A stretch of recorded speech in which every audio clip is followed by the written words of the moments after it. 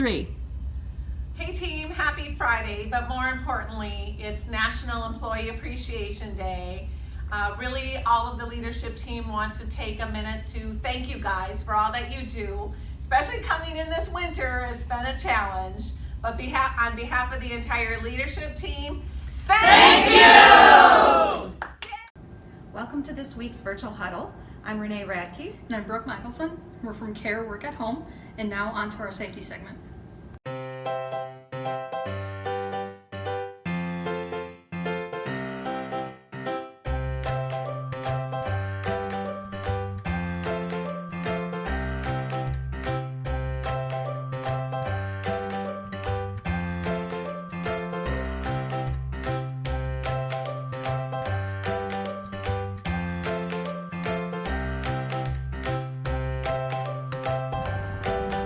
And now, on to our next segment.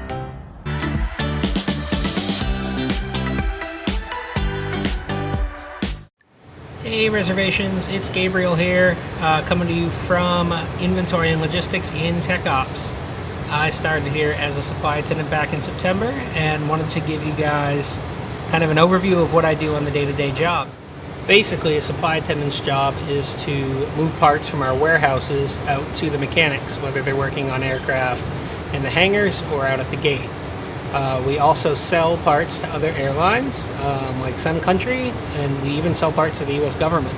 Because we do quite a bit of maintenance here in Minneapolis, we actually have 2 warehouses, one located in Building C, and one at the airport at the end of the G concourse. We've got warehouses in all of our major hubs, as well as about 30 stations throughout the country. We can get most of our parts from Minneapolis here, but if we're not able to, we can also order parts from another warehouse.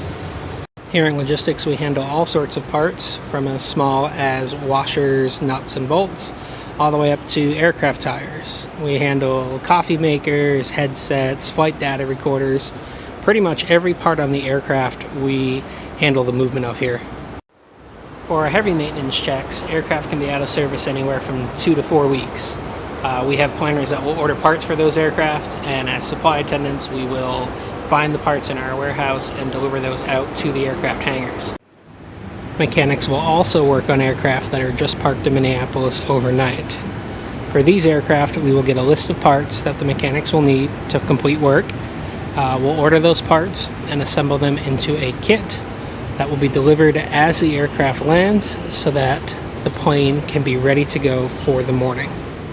Supply attendants also deliver parts to aircraft that are on maintenance delays at the gate. We also ship parts out to other cities where aircraft are delayed.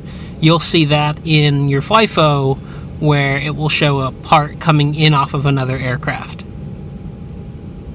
So that's a basic overview of everything we do here in Inventory and Logistics. I hope you guys enjoyed it. If you have any questions, send me an email or an IM. Miss you guys, Rez. Now for our DOT tip of the day.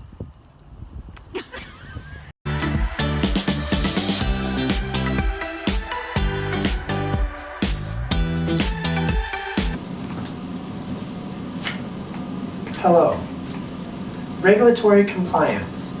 Why is it important, you ask? Well, customers are calling in Delta and expecting a purchase of a Delta flight. If there are any other carrier that may be operating their flight, a customer needs to know. They deserve to know. It shows our customers we are transparent. It shows that we are honest with our communication and that we care about our setting and expectations. Failure to properly disclose Delta connection and Delta code share flights could result in significant fines by the Department of Transit.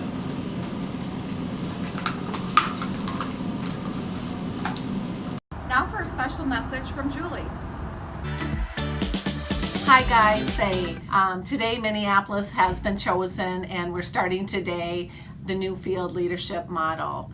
I'm super excited about this unique opportunity to really test the new model and help determine how we can increase the overall engagement across the entire division. Really focusing on you, enhancing that relationship, and in also enhancing the customer experience. Each and every one of you are an integral part of this process. As I said in my town halls and in my email correspondence, we're going to be sending out surveys and really encourage you to provide us the feedback. So congratulations, we're kicking this off day one, and we'll keep you engaged through every step of the process. Thanks.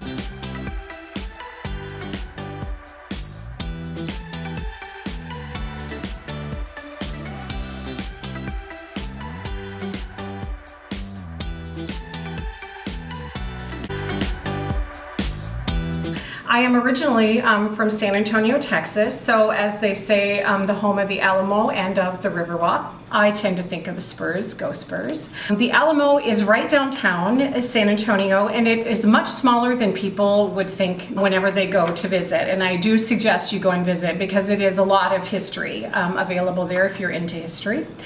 Just a few short steps across the street, you would be able to access the Riverwalk.